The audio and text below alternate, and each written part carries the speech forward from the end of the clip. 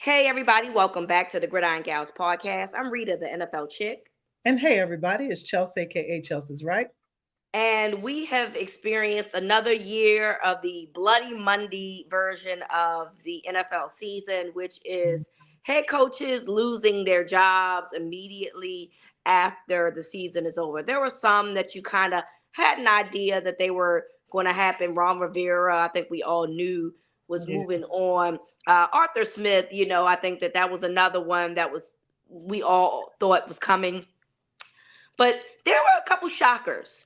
The first one was the firing of Mike Vrabel from the Tennessee Titans. Mhm. That was one that I don't think that we saw coming. Another one was Pete Carroll being moved to a front office position, but no longer will be the head coach of the Mm. Seattle Seahawks. That one happened. And then shortly thereafter, the confirmation of Bill Belichick no longer being with the New England Patriots. So, of the three that I mentioned, Chels, which one was the more like, wow, I can't believe this happened? Pete Carroll. For I sure. didn't see that coming at all, even though I don't think that Mike Vrabel should have been fired. Same. But I did not see the Pete Carroll thing. Like, that's just something that isn't on my radar. With Belichick, it had been talked about for weeks and weeks. So we knew it was just inevitable. I mean, he's done. What else do you need to do? You got a million Super Bowls. What else you need to do? Pete Carroll threw me for a loop. A A, loop de loop. a A loop loop. de loop. And I'm not quite sure if it didn't throw him for a loop too. But it apparently there was a conversation to get him, but to get him to take a role within the organization that is a non-head coaching role. But that type of personality is not made to be a consultant. That man wants to coach the football. So I would not be surprised if I saw him go somewhere else. But yeah, that one got me. That one got When me. when you watch his press conference, it doesn't sound like a man who is ready to give up coaching. No. It sounds like somebody that has kind of been pushed out of his position. And they're like, look, we respect you too much, so we don't want to like fire you. You know Mhm. what I'm saying? Right. We want you Right. to stay, but we don't want you to coach no more. You know what I'm saying? They said we want something young and fun around here, but you can hang around a little bit if you want to. And that's kind of how Yeah. that went.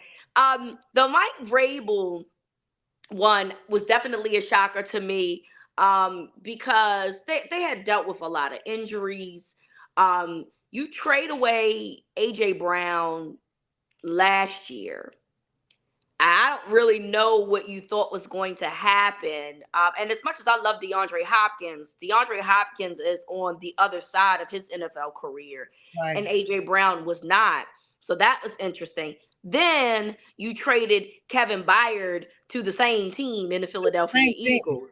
Yeah. Um, and so, you had Ryan Tannehill, which let's be all honest here. Ryan Tannehill is about as mid as you can get. He's Big okay. win. He can manage a game, okay, but he's not like a great quarterback. And then you had to bring in Will Levis because Ryan Tannehill had an ankle injury. Then you had to bring back Ryan Tannehill because Will Levis had a concussion. I just don't really know what you thought you were going to get out of that roster.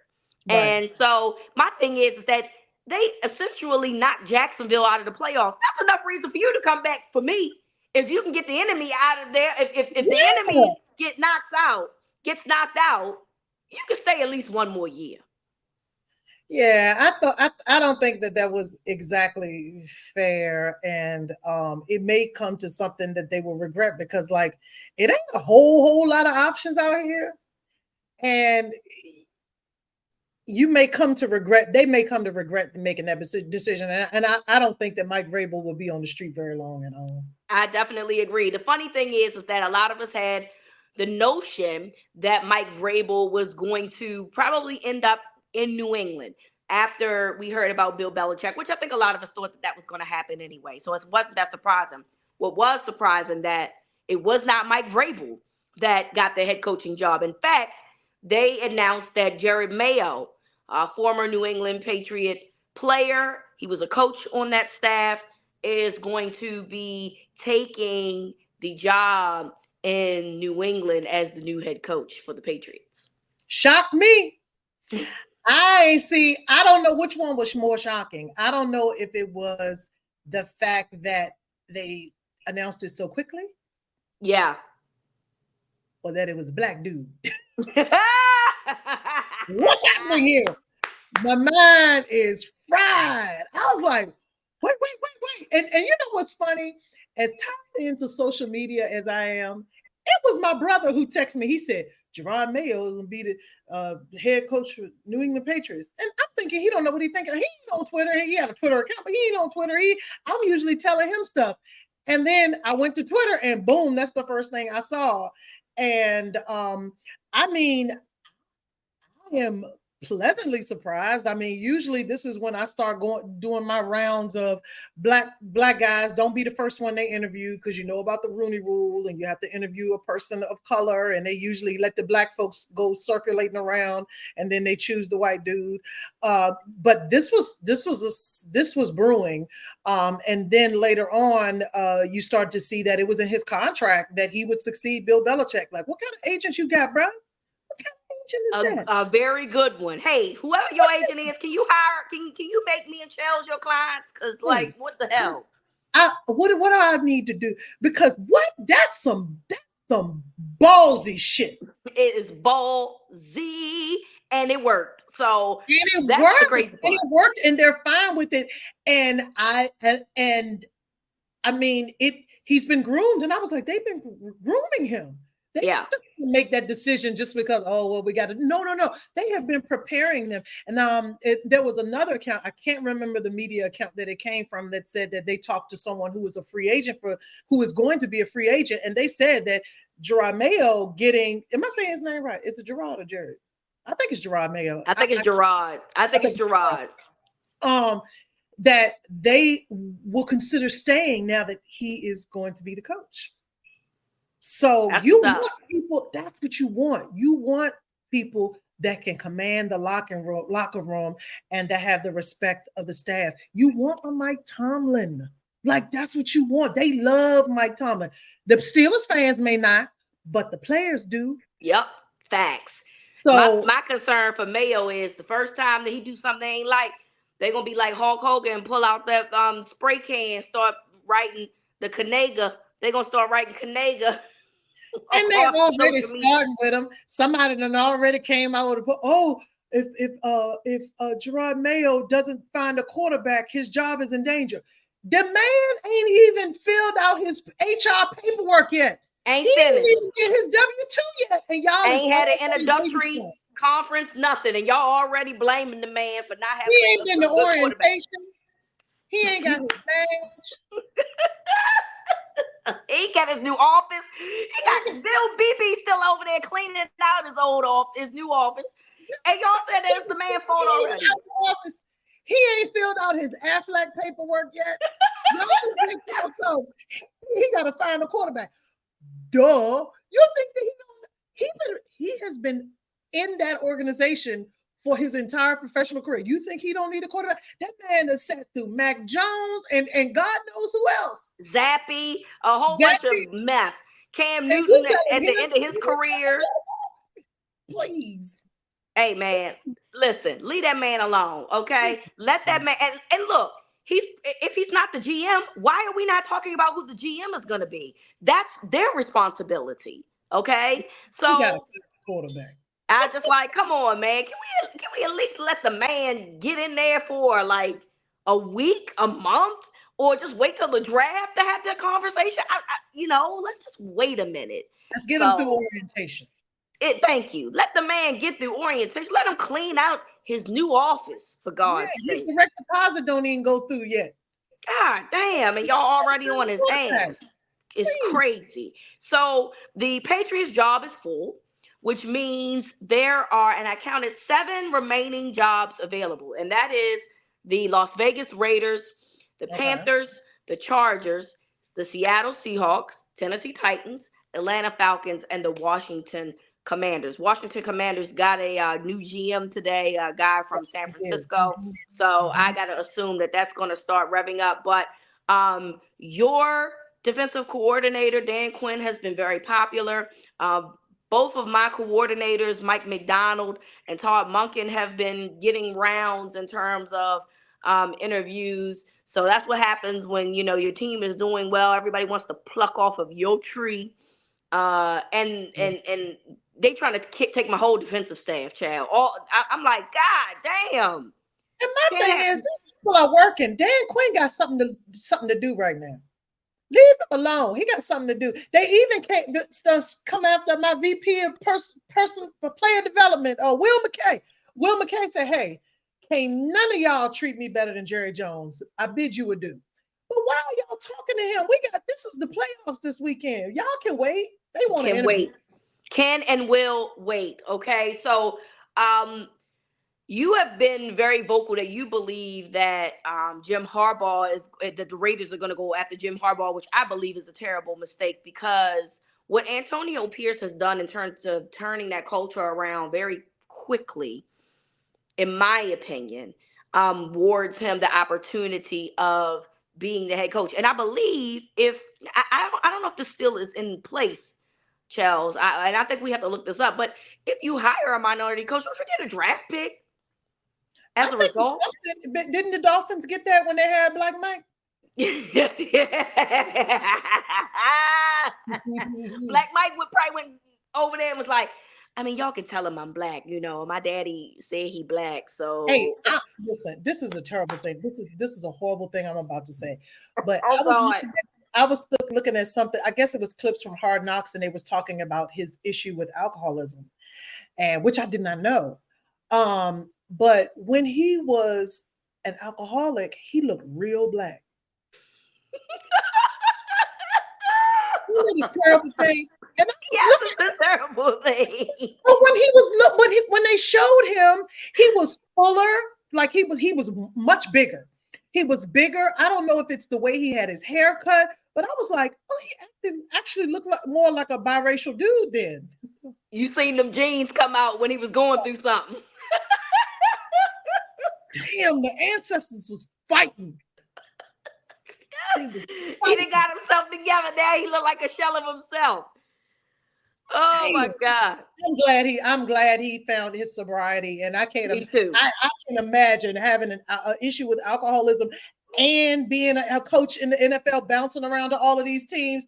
I'm sure that did not help at all. And I'm sure there's lots of coaches that deal with those types of things because, you know, they just like we heard a report recently about Georgia's coaches drink a lot. Apparently, that just came out. I mean, it's a thing. It definitely happens because the jobs are very stressful. You know what I'm saying? And shout out to him for, you know, overcoming that and being sober about that. But you definitely know he probably was like, y'all can go ahead and say I'm black so you can go ahead and get that draft pick. Hey, he pulled out that wedding picture and that was all she wrote. He pulled out that wedding picture of his parents. That's a rap shot. See, go ahead and tell him I'm black so you can go ahead and get that draft pick. And so you know, if you bring in a guy like Antonio Pierce, I mean, I think that is still in place. You would get a draft pick. I don't understand why you don't want Antonio Pierce. The funny thing about this whole thing, Chels, though, the funny thing is why the old Raiders head coach got an interview with the Tennessee Titans. Who? The coach that got fired. Yeah. What? No, why? You want me? What? McDaniel. Josh McDaniels was asked to interview with the Tennessee Titans. What the heck? Okay, do y'all know what the fuck y'all doing over there? What do you want to see? What do you want to see? He went to Denver. He won 6 games and he didn't do nothing else. He went to the Raiders and shit the pot. What else do you? He wasn't being groomed in New England is the big thing. Or maybe he was, but maybe he's an offensive coordinator at best, and that's where he needs to stay. Well, I mean, hey, his agent ain't put it in his contract that he's to see Bill Belichick. and they didn't sign off on that. They have to agree to that. So, if his contract, we don't know how long that was in Jerron Mayo's contract. Like, he has not been unofficially selected as the heir apparent. What is that telling you, Tennessee? What is that telling you? All you have to look at is how he handled the Raiders, like literally just a couple months ago, and how he was let go. And that should be enough to tell you that this is probably not a good idea. He doesn't build a good culture. There this year, when you said the coach that got fired, I was like, hey, who was that? I really forgot that was him this year. I really, honestly and truly, I was sitting up there like, who are you talking about? Which says a lot about Antonio Pearson. Which says a lot about how you feel about what he's done since he's been there, right? Yeah. I have only been thinking about Antonio Pearson and the energy that has been radiated from that team and that culture with him. I forgot all about Josh McDaniels being there this year. To the point where, look, I was sitting here stalling because I was like, what's the man's name? I could see his ugly ass face. And I was like, I could see his ugly ass face in my head with little puff face. I could see it in my head, and then I was like, but I just can't remember his name for whatever reason. So then it popped up and hit me, Josh McDaniels. So you know what else popped up? I remember when he took the job with the Colts and then didn't take it. Oh yeah, and then reneged and went back to New England. What about him tells you that he is capable of being an NFL head coach? He's a nightmare. He's a nightmare. And you say, you know what? I think we're done with Mike Vrabel, but Josh McDaniels sounds good. Y'all are sound stupid as fuck. Y'all are on drugs. Y'all sound stupid as fuck over there. And I'm trying to be nice because they got a black GM over there, and it might not be him. It might be the lady, the Titans lady, because there's a lady that owns the majority of the Titans. And they've been giving her hell. Titans fans have been in social media land giving that lady the blues ever since Mike Vrabel firing. But, Josh McDaniels, you definitely trying to set your franchise back 50 years. Good luck over there, everybody. So hopefully Antonio Pierce will find a way because he is also interviewing for that Titans job. So we'll see how that goes. The Raiders are fucking stupid if they allow a guy like Antonio Pierce. Let him walk out that door. Don't do it. The Raiders go. They are stupid. Don't do it. Don't do it. Mm-mm. That's all we're saying. Don't fucking do it. That would be dumb.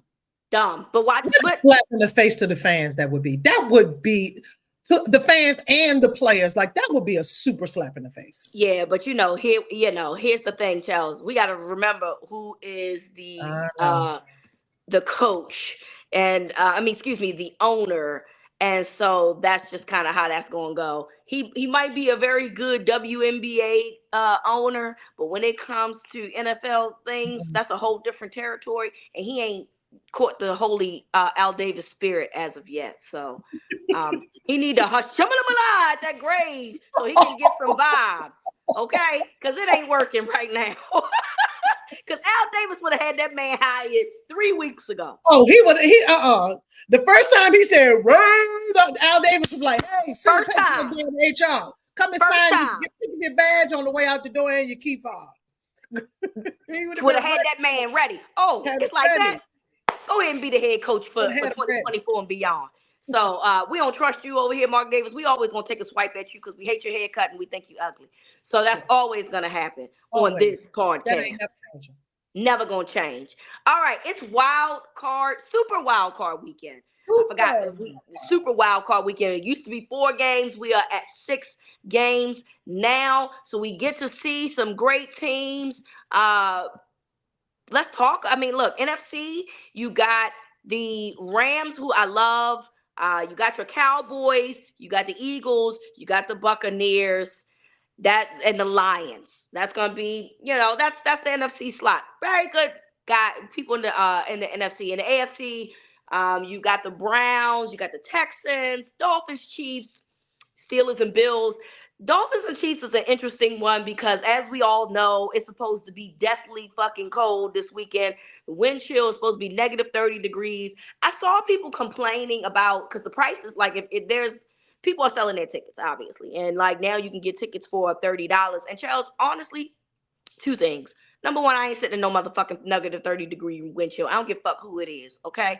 I'm not doing that for nobody. So there's that. And number two, hopefully this gives real fans the opportunity to go to the game and it can be affordable. Because the way that these NFL tickets are now and how expensive they are, the ones that really get up there and yell and scream and holler don't get to go to these games no more. Yeah. And so now I'm hoping, and it's unfortunate that it's going to take negative 30 wind chill for them to have the opportunity to go. But shit, if that's what it's going to take and they can go and they can deal with that type of cold, hopefully they can get the opportunity to go and, pay $20 for a playoff game.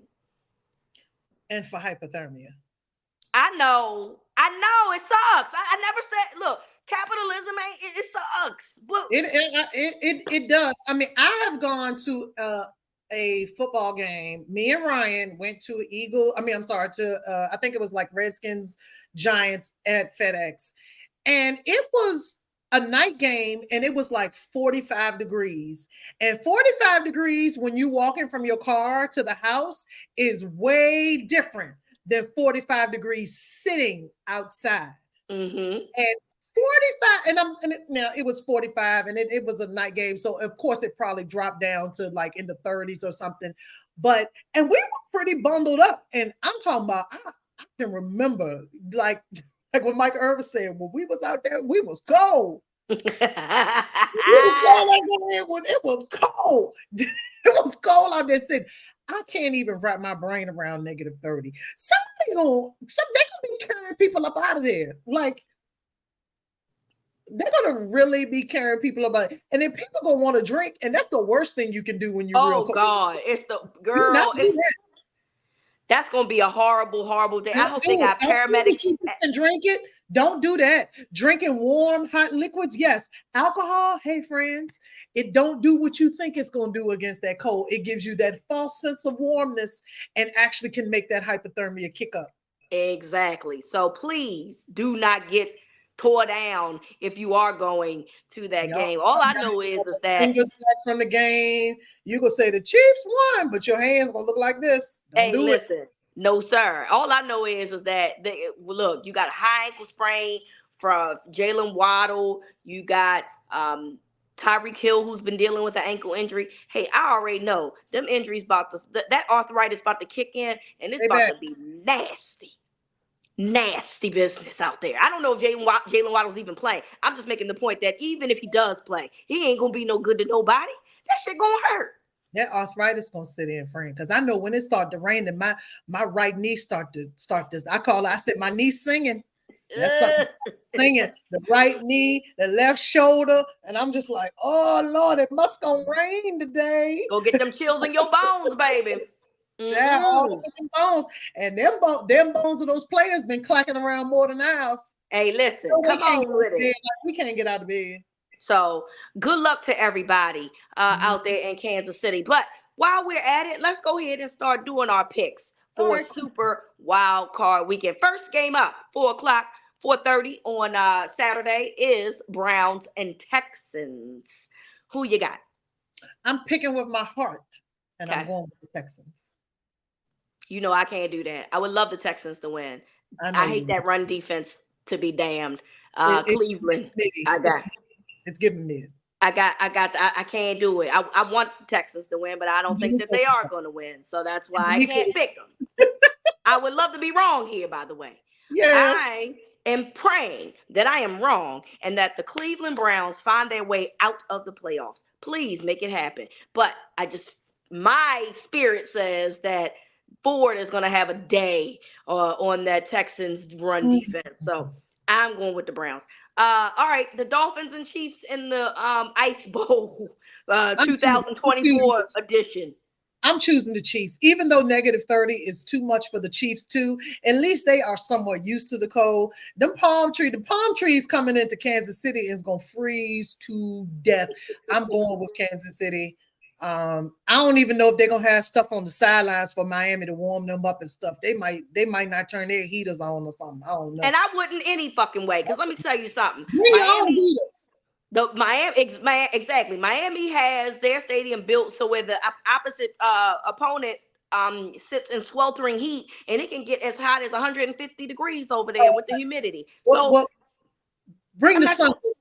Yes. So guess what? You get your, because they said Bill Belichick used to bring his own benches, and it was like air conditioned when they play in Miami. So y'all figure it out. Just like you make everybody else figure it the fuck out, you figure it out. I'm picking the Chiefs because y'all gonna freeze y'all little asses off. Ain't nobody tell y'all to lose to the damn Buffalo Bills any damn way. All right. Sunday, 1:00. Steelers go to Buffalo to play the Bills. Apparently, it's going to be snowing there. So, and they are recruiting Bills people to shovel the stadium. They do it all the time too. For and they be out there. Oh, I know they're gonna be out there just because they gonna say it out there, but you can't get me to do it because I ain't having no heart attack shoveling no goddamn stadium. But I'm gonna go with the Bills at home. Going with the Bills at home as well. Even though the Steelers can handle that type of weather, but yeah, it's not a weather thing. It's not. It ain't a weather thing. It's just who we think is better. Packers at Cowboys. We know Chels does not pick against her Cowboys, and she's in luck in this regard. The Cowboys have been undefeated all season long at home. The Packers are a very young team. I just don't. That's my issue with the Texans too. Young teams is where I kind of like. I think they don't have the experience enough. Yeah. So I am picking the Cowboys, and we know that Chels is picking her Dallas Cowboys. My game of the week, I'm interested in Rams and Lions. We saw the quarterbacks, the QB swap. You know, if you watch White Swap, it was QB swap. Mm-hmm. So you had Matt Stafford leaving Detroit to go to LA, and they switched Jared Goff out, and we all know that the rest is history. Jared Goff basically said he ain't forgot what the fuck happened. He got a chip on his shoulder. So, who you got, friend?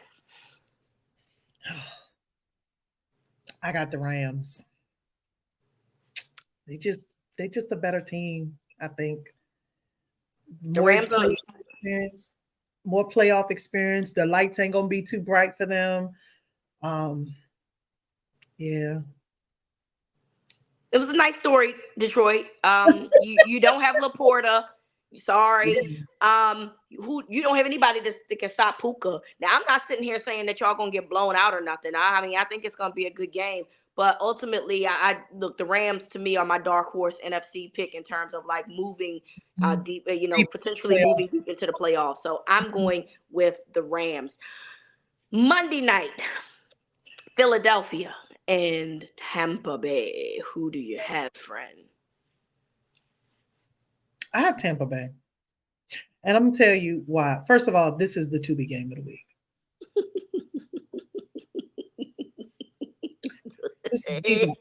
They saved the most unserious game for Monday. And here's the only reason why.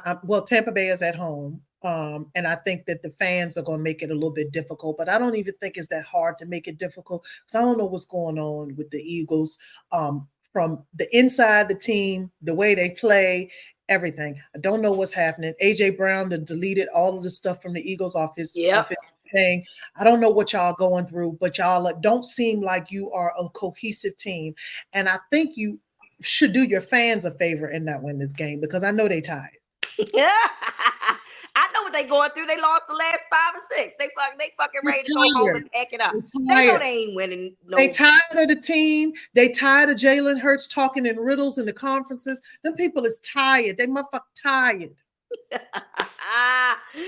They say they tired of Jalen Hurts being told how fine he is. His ass ain't out there tush. Hey, and I ain't seen nobody talk about how fine he is in the last 8 games. They is tired. They don't care about your suit. They don't care about how cute you and the little dimples and stuff like that. They do not care no more. They are over it. He a little boy to me anyway. I mean, him and my son are literally 1 month apart. Jalen Hurts was born August 7th, 1998. Jordan was born September 7th, 1998. He's like my son. He's a nice looking young man, but y'all be out here doing the most when it comes to Jalen Hurts, especially if you're over the age of 40. I'm sorry. I got to put that out there. Y'all need to calm old ass down somewhere talking about the young boy like that. Sit your hot asses down. I'm sorry. Okay. If you're over the age of 40, it's specifically 35. 35. Okay, I was trying to get a 35s or 39s, a little bit of leeway, but These y'all put 35-year-old husbands need to slow it down too. y'all too fucking old to be salivating over that baby. He is a baby and he's in a relationship with a black woman. So what you need to do is just say, hey, that's a nice looking young man, and go on about your day. Okay. It's a baby. It's a baby. Shit. All right. That is our picks for Super Wild Card Weekend. And before we get into college football, just remember to book your next winter getaway with our sponsor, Expedia. Package your flight and hotel to start saving big. Plus, don't forget to sign up because members earn up to 10 times more one key cash on flights when booking a package. Start saving by clicking the link in the description and booking your next trip with our Expedia promo link. Don't forget to use that link. All right, college football. Chels needs a hug, people. This is the time that you might need to put up towards her Cash App again because she's going to need some help. At Chels is right. $ Chels is right. Is her Cash App. Why? Because Nick Saban has decided that he is motherfucking tired and he wants to ride off in the sunset as the head coach of the Alabama Crimson Tide, and Chels is not doing too well. No, I was not doing well. I was at work, actually in the office when it came through. The first person that I contacted was this person that's hosting this podcast with me, that it just so happens to be my best friend, and she was not very warm, welcoming, or supportive. All I said was it was time. I said it's time. I was not seeking logic. Okay. I wanted to roll from one side of the building to the other. And I felt I couldn't find my dad. And I was like, what? I was not prepared. There were no rumors. You talking about when Nick wanted to say, he wanted to control that entire narrative. And, people say what they want about him. But one thing that he did is he made sure that his decision did not overshadow anything that was going on with that college football playoffs. If he had announced after that playoff exit that, hey, I'm retiring right now, people would have been talking about that more than the game. Yep. Because regardless of what you think, and I know other SEC teams and everybody who want to hate on Bama, I know that you're probably not going to like this, but this is the most significant thing going on in college football right now. It is. It really is. No one is talking about that goddamn national championship. It is what? Maybe because it was boring. That's why. Well, I mean, it was boring, and we already knew how it was going to go, and blah blah blah. But nobody. I mean, this is the thing. It is the most coveted job and the hardest, and you got to be a complete psychopath to even want it. But so I feel like Nick should have reached out to me and at least gave me a heads up, so I would have either took off sick that day or something. Like, you good? No, good. I'm not good. I am spoiled rotten. That is what I am. I am spoiled. I don't like change, and I'm spoiled.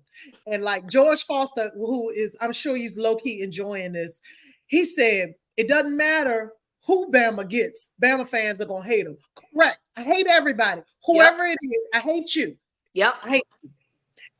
And why do you hate him? Because he's not Nick Saban. And so Nick spoiled us. And I think that the way he left, there were no leaks, there was no rumors. It was business as usual. I know he bought that big mansion down in Florida, which that should have made us be like, it made me. I knew what that meant. I said, he nesting. He's about to start nesting. Yeah, he's still and he's still, and then he said he still plans to be very involved. He loves Tuscaloosa. He loves Bama. They about to break ground on the Nick Saban Center. He's built like 20 Habitat for Humanity houses. He wants to be, involved, but that man said, I'm too old for the foolishness. Because when you are a college football coach, you gotta hear a whole bunch of people mouth. No, that ain't why. He don't like this NIL shit. Let's be real. See, no. I mean, it was fun. It was fun when it wasn't fun, and I ain't mad at him. Let me be clear. No, I'm not mad at him either. I'm not mad. But now that the playing field is, oh, do you want to win a national championship or do you want to pay me? He don't want to do the shit no more, and I don't blame. I can't say that I blame him. But it has changed before he left. Like, it changed in the last 2 or 3 years. He was not a fan of it. But I also think that he was like, you want me to learn this new thing? We don't have divisions anymore in SEC. So it is a free for all in the SEC. Things are changing. You got more teams coming and all of this stuff. He was like, let me take my 72-year-old ass and go sit down somewhere. And the man said, I think I could be on ESPN because I'm good at it. Hey, them people just that contract done already came around now. I tried to tell Bama fans, I said this on the timeline. I was like, oh, if he wants a job at ESPN, he can have it. They, oh no, Nick Saban don't want to do. What Nick Saban you talking about? Because the Nick Saban that I know, every time when his team wasn't in a national championship, he was doing pregame. He was when they were doing the coaches round table, he was doing it. So I don't know what Nick Saban you talking about? Not the Nick Saban that I know. He must not be watching it. That because he said, he want to do consulting at Bama. He said that he was going to help them through with the transition. And I know what that means. He going with them on them recruiting trips. He was a part of who was going to succeed him. That was a big part of it too. Fully involved. Which, by the way, we know who it is. Washington's coach is Kalen DeBauer. I think is how you say it. Yep, Kalen DeBauer. Is going to be next coach for Alabama, which came out relatively quick because Dan Lanning put out a video, which I thought Dan Lanning would be perfect. Obviously, he had coached there briefly at Bama. Yeah, he had been in the SEC. But Dan Lanning put out a video basically nah, I'm building my shit over here. You know, look, Phil Knight and them treating me real good, and I'm gonna just build my legacy over here. The funny thing about this is that there were people that were like, oh, this will be the perfect opportunity for Deion Sanders. In what world do you think that the University of Alabama will ever be okay with a black head coach? You think that's what you should be saying? Or a coach that won 4 games the previous year?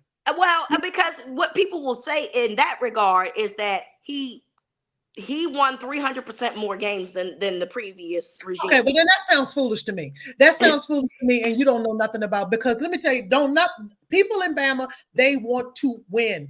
Now, if it was someone like D'Amico Ryans, who another name I don't know why they threw that name around. I don't think they would have no problem with D'Amico. D'Amico is homegrown. No, D'Amico is a Kanega. Well, I don't agree with that. I do agree with the fact that. Okay, let me tell you what just happened. Let me tell you what happened. Paul Finebaum, literally today, had a caller and said, Nick Saban's a Yankee, and that other man ain't a Yankee. Why are we still talking like this is fucking 1833? That is literally the fan base down there. A Yankee? West Virginia wasn't in the Union. That's what the man said. And Nick Saban's from West Virginia, so technically he's a Yankees. And then we gonna come out here and get another Yankee. So I guess I gotta say go Yankee. Sir, this is fucking 2024. Why the fuck are you still talking like that, sir? I actually think that people don't randomly call into Paul Finebaum. I think he goes to the belly of the beast and gets these people to call in, because them is the funniest callers I have ever heard in my life. This one man said that well, he was talking about Dabo Swinney. Stop talking about Dabo, because this man, he's like, your butt's on the seat. You're gonna have to answer to God if you choose Dabo Swinney. I said, nope. Everybody said no to Dabo. Everybody said no. They was out there chanting no Dabo Swinney. Hey, I'm gonna tell you. And I'm not at all saying it ain't no they ain't racist, but I bet you that if you choose between Dabo Swinney, they hate Dabo, and they don't want nobody coming down there. And that's something that Dabo and I hate that we even talking about Deion, but Deion, y'all not going. They don't want nobody going down there with they that. Definitely don't want his black ass. Yeah, to coach this team. Boy, you're going to find out how much you need Jesus real quick if you go down there. They don't want to hear that Christian Bible bumping. God sent me and God directed me down here, and God told me we lost this game, but we're going to win the new one. You lose 2 games and they're going to tell you, you're going to need to know about God. But my thing for Dion is the fact, and I actually at first I thought people was joking and people was tagging me and stuff because they know that would like make me irate. But I actually saw people actually being serious about that. I did too. Yes. So I'm going to go from Jackson State to Colorado to Alabama. Yeah, that's exactly going to be the timeline for Mr. Black Ass Dallas, Texas's own Deion Sanders. Yeah. Okay. He won 4 games, and we seen his son get mangled, and we seen him talk shit about his own players. You ain't never heard Nick Saban say, we need to fix this whole goddamn offensive line. I'm gonna fire everybody before the next game. Now we make jokes about it. We be like, hey, Nick gonna kill them in the locker room, but he ain't never disparaged them in public. I agree. I agree. Yeah. Deion got some things that he has to learn before going to a major program, and one of those things is literally like you can't. Even if you don't feel like you're being accountable, which you are, because you're part of the recruiting process in terms of guys coming there. So you're a part of the talent evaluation, or you at least hire people to represent you for talent evaluation. Then you got to at least say, the coach speak things. Putting those guys on blast like that was ridiculous. And to me, was not very coach-like. So I don't know why we were talking about Deion being there. It was never going to happen. Ever. I thought people was fucking with me. I went on Facebook and it was like, what do you all think about Deion Sanders to what? They was gonna trade in them CU hoodies and put that fucking roll tide on real fast, honey. I could not even think. I said, what y'all gonna say? Bama is an HBCU now? Yeah, I could not even believe. I was like, y'all are so delusional, and I hope that next year that the pixie dust has wore off, and that we don't have to worry about the primates next year, because y'all are unreasonable, unserious people. It will be interesting to see how this goes next year and beyond during his tenure. But he will not be coaching at Alabama. Look, I know people are like, oh well. They saw what he did in the national championship and they going with that.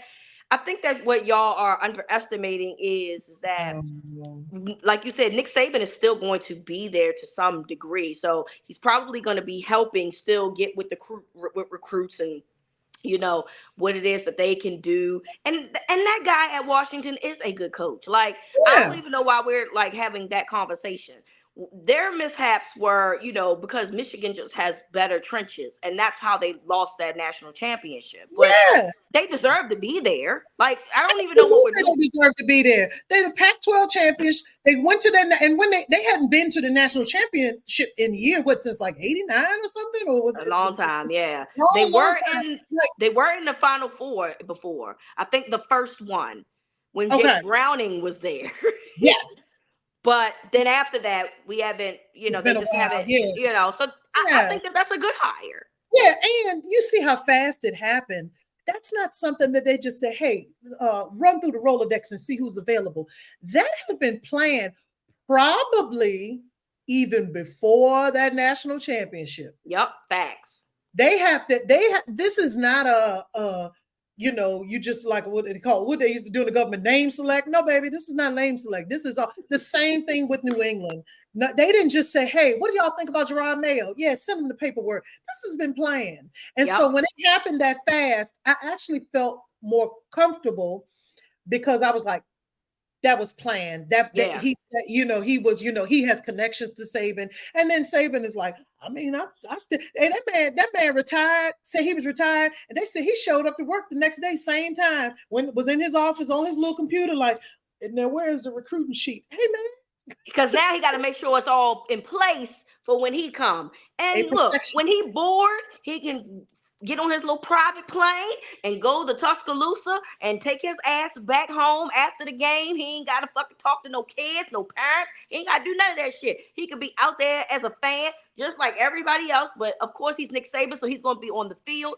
The best part, though, Chels, was y'all was out there putting fucking oatmeal cream pies and Coca-Colas on that statue. That man can't – as a college student, I'm going to be out there like, yeah, candlelight vigil, and I'm gonna walk off with all that shit because I'm a college student. I ain't got Hey, girl, I didn't think that's what you was gonna say. What's wrong with you? Ain't no something wrong with them for putting it on the statue. Like she was gonna be like, that man ain't dead. That man, first and foremost, he's not dead. What you said? Let's start there. I'm leaving with something. Hey, first of all, you're right. The man not dead. Okay, so why was y'all doing that? And secondly, I'm a college kid. I'm fucking eating them oatmeal cream pies, and I'm drinking that fucking Coke. Okay. Listen, that's fine dining when you in college. Exactly. Y'all just put oatmeal cream pies out there on the floor. Is the wrapper still on? Good, take it on it. It's still wrapped up in plastic. Go ahead and give me a couple of those. I'm eating all that. I'm drinking all that. These people are performing, and I can't say nothing because I was performing too. I was inconsolable. But I listen. It can't last forever. What calmed me down is listening to my coach say, "I am motherfucking tired." Yep. That man said, "I want to just sit back. I want to watch my Hulu. I don't want the stress." It's a clip of him telling Kirby at the SEC championship before he beat Kirby. He said, "I'm too old to be out here." Too fucking old. You think him and Bill Belichick gonna have? No, Kirby said, "You're a good coach." He said, "I'm too old to be out here." I might be a good coach, but that don't mean I'm too fucking old. I ain't too fucking old. Man said, You think him and Bill Belichick gonna be neighbors? Hey, in my perfect world, Bill Belichick, Nick Saban, and Pete Carroll gonna form a podcast called that would be so great. Grumpy Old Men. But do we really expect Bill Belichick to really give us anything? He ain't gonna say shit. It's gonna be the Nick Saban, Pete Carroll podcast, and Bill Belichick gonna just gonna be like, yeah, because sometimes I do this, and then that's gonna be it. And that's gonna be it. And Nick is probably gonna say, "Well, do you got something to add?" But it should be. You know what else? You know what else I would like to see? I wouldn't mind seeing. I know doesn't even sound like his personality, but I wouldn't mind seeing Nick Saban take over for Lee Corso. I would like to. I don't know if he has that in him. I don't know, but I'm interested to see if he can tap into that. Yeah, like now, I'm gonna tell you this: he's not putting no shit on his head. Now let's listen. He is not putting no big thing on his head. He might do it. You're gonna have to let what's his name do it. You're gonna have to let Pat McAfee do that. You're gonna have to let Pat McAfee do it. You might get him to hold up a sign, but you is not getting Nick Saban to put a big longhorn head on his head. He is not doing that shit. Like he cool, but he ain't that damn cool. He ain't that fucking cool. He ain't that fucking cool. He said, "No, buddy, I ain't messing my hair up." But I would like to see him in that kind of role, and he would be really good. He knows he will be good. He said it. He said, "I like to do that." And listen, when he said that, them people sent that contract DocuSign. Hey, Coach, he is going to be very good. He's going to be very good. So we look forward to seeing Nick Saban on TV during college game days in 2024. Should be fun. And he can do it whenever the fuck he wants. He can be like, "Hey, I don't want to go on vacation this weekend. I don't want to do that. My wife said I got to stay home." And guess what the fuck what they going to have to do? Nothing. They just got to roll with it. So good luck to you, Nick. Enjoy your retirement because, and don't get too involved. Try to enjoy your retirement. I know your wife's gonna get on your fucking nerves because that's what we like to do, especially when people be retired. We like to get on y'all's fucking nerves. She's gonna be like, "I've been waiting 17 years for you to paint these baseboards." That's exactly, and that's why he's gonna go fly his little ass back to Tuscaloosa for the weekend because he's gonna be like, "Well, I told them I was gonna help them with this." No. You gonna paint. He gonna be like, "Why you can't call one of the boosters to do it? They said they'd do it for free anyway. I want you to do it. That's why." You retired. You ain't got nothing. What else you got to do? What else you got to do? Do it.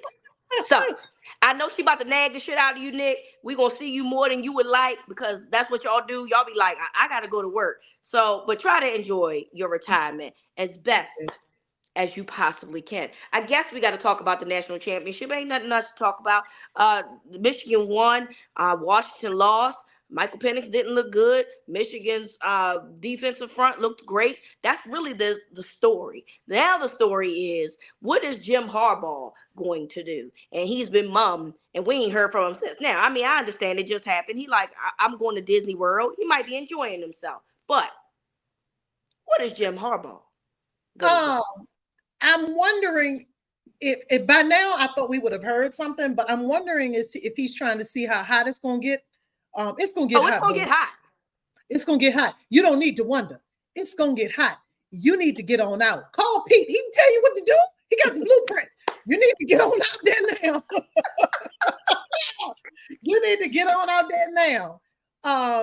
And it see what's happening. I mean, I don't see him staying in college football. Like what better job what's after Bama, right? And he's not people were trying to throw his name out there too, and I was like, y'all just talking. But like if Bama's job is not open, I don't know any other jobs in college football that would be that's something he would go. But the thing is that he got to get out of college football because he got to escape the NCAA before the laws come down. Yep. So I still think the Chargers job is the best fit for him. I agree with that. I mean, we know that he's been in LA. I mean, in Cali before. He was at Stanford. He coached for the 49ers. So that makes sense to me. But Jim, the block is hot. The block is hot. Hot is hot. Okay? Don't fuck around. You're gonna find out if you do. So they on your ass. I just want you to know. They gonna get you. Did you see that when they were sharing the meme or picture of Michigan's national championship trophy, and they put an asterisk beside it? And look, what Jim Harbaugh was doing, I'm sure everybody does, but you got caught, bro. So you just gonna have to ride with this now. You just gonna have to ride with us making these jokes because these jokes is gonna fucking joke. Y'all gonna have a time if they asterisk them people. Y'all gonna have a time with Ohio State. It because they can vacate. They can vacate. Ohio State gonna be down on y'all head, baby. You. Hey, but what you can't vacate. Hey. Can you vacate them other 2 losses that you had, Ohio State? I don't know about that one. If I were you, I would be quiet. Be quiet. That's all I'm saying. I'm here for the chaos. Me too. I'm always here for the chaos. So we will watch that and see how that goes as the world turns in the college football world. All right, time for the volcano. I am putting Jason Whitlock in the volcano. So I don't know if you know. Can he fit? Ooh. You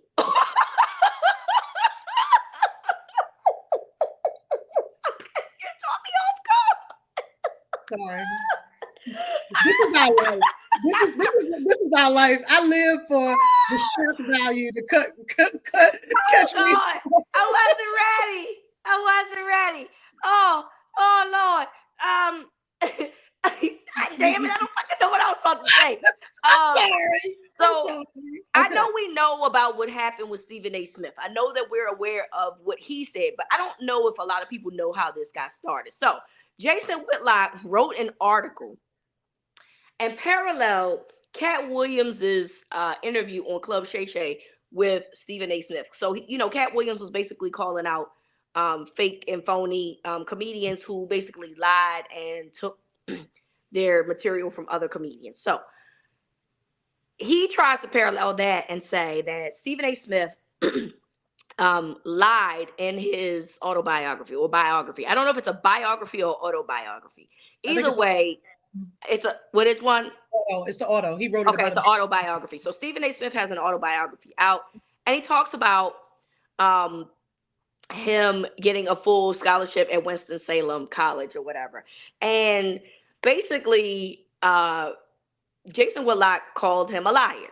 And he said that like a lot of that stuff that he embellished, which then led to Stephen A. Smith's rant. Now, it didn't warrant that. Like him calling him a liar about his college career doesn't warrant what Stephen A. Smith did. But clearly there was something that Stephen A. Smith, it was a lot going on to the point where you start to see other people agreeing with Stephen A. Smith, right? So anyway, Jason Whitlock got to go mind his motherfucking business because you so worried about Stephen A. Smith's book and what's the truth, and you watching all of this stuff, and you're not even watching your own cholesterol. You need to worry about you, okay? You need to worry about why the blacks hate you.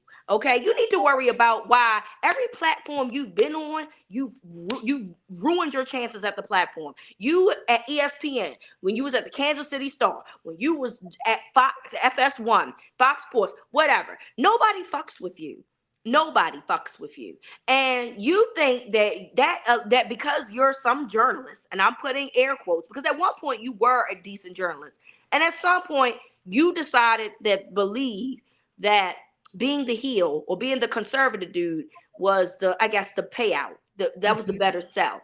Right. But it ain't been. It ain't worked in your favor because I don't even know what the fuck platform you on anymore, brother. I have no idea where you at. YouTube, I guess, or some Outkick maybe. I don't fucking know. All I'm saying is that you went from being at the undefeated. You created the undefeated at ESPN, and then now you're all of a sudden. I don't even know what platform you're on anymore. Worry about you and worry about why nobody fucks with you. Stephen A. Excuse me, Jason Whitlock. Stephen A. Smith was dead ass wrong in terms of like that being the trigger, but maybe he wasn't dead ass wrong in terms of that. Maybe you have deserved that for a very long time, and he was the only motherfucker that had the balls enough to do it because you are a trash human being. And once again, I want you to worry about your cholesterol, your weight, worry about what you eat. Worry about if your stories are true and what your legacy is. Because, you know, That's trash. and what That's, you're eating is trash. It yes. still looks like it. Don't look like you've changed the motherfucking thing. And the road that you keep going on, I think you need to make some changes now in your diet. That's all I'm saying. And this is not me fat shaming anybody. This is me specifically fat shaming Jason Whitlock because he's a fucking horrible human being. Fuck Jason Whitlock, and he is going into the volcano that we have to find a supersized version because Chels say he can't fit in the motherfucking volcano. Because he's a giant piece of shit. So I agree with that. The thing that makes me more upset is how he specifically targets Black people. Me too. And he has allowed himself to be a tool for conservative white media to ridicule and come down on Black people. He has gone after our good friend Bomani Jones. And that is, that's untouchable in my eyes. Yep. And fuck you for your whole life. Yep. But he has, and I don't even know. Here's the thing: I don't even think it's a grift. Not anymore. Oh, he's living it now. Yeah, it is an obsession. It is something he hates himself so much that he hates anybody that it remotely looks like him. And even the support he gets is not even genuine, real support, but he is such a damaged, broken man that those little, hey, you really got him, that is fulfilling for him. I know that he is very sad and lonely and depressed, and he has no one but himself to thank for that. Yep. And that's how I feel about Jason Whitlock. I am actually going to piggyback on this and put Stephen A. Smith in the volcano. And okay. You make too much motherfucking money to be responding to Jason Whitlock. You are the most popular person, not even Black person. You are the most popular person at ESPN. I don't like Stephen A. Smith.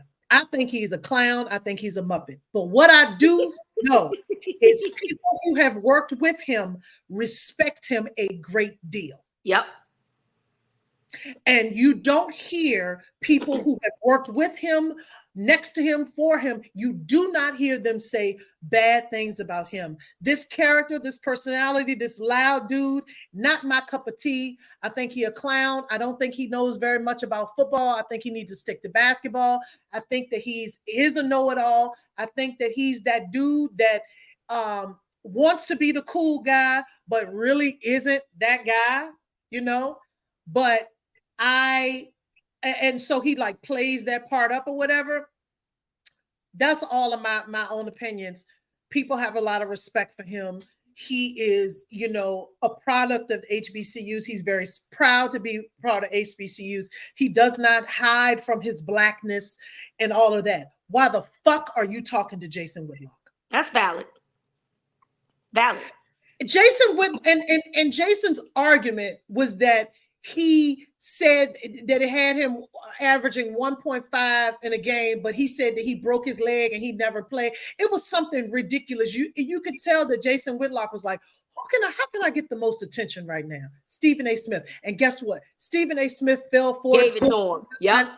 Sinker. And you gave him so much attention. And what did it do? It validated what he said about you, you big dumbass. And then he turned around and I think continued and did more. I saw some more stuff come out today. So yeah. Because now the buzz, and now you're giving him this attention. You done went and told your bosses, hey everybody, I'm gonna call him a fat bastard. Y'all cool with that? What you need to be doing is going studying some football so you won't be on there talking crazy on the show and stop being a little fanboy. Yeah. No, you are what kind of career? He has a storied career. Yep. He has a storied journalism career. Yep. Talking to Jason. What's wrong with you? I wouldn't have nothing to say. If somebody would have said Jason Whitlock said that you such, I'd have been like, who? I ain't never heard of him. Don't know who he is. I ain't never heard of him a day in my life. He should not even come up on someone like Stephen A. Smith, who is in the skybox at the national championship, who is, in all of these spaces and is the most popular person at ESPN. Yeah. Why aren't you talking to him? Get in the volcano until you can learn how to control your emotions and stop being sensitive and stop being an attention whore, because that's all that was. Let me get some attention too, but also he hurt my feelings. I'm sensitive about that. You don't let nobody like Jason Whitlock know they got to you. Yeah, it killed two birds in one stone. He was able to get the clicks and he was able to go off the way he's always wanted to. So yeah, that's what happened there. Shame on you for even addressing that and even making us listen to Jason Whitlock. Exactly, now, for real. I'm searching Jason Whitlock's name because I'm trying to find out what did you talk about the man's mama? What's happening here? And he said, you ain't play basketball. I said, oh, yeah, this is male ego thing, Chad. That's all it is. All it is, okay? All it is male ego. So you got to go in there too, Stephen A. Smith. Sorry. Not sorry, but and be quiet while you're in there, because we can hear you all the way coming from down the hallway. Be quiet. We can hear, and we can see that fucking hairline continue to move its way backwards. Okay, we can see that forehead getting shinier and shinier because the hairline is moving further on back now.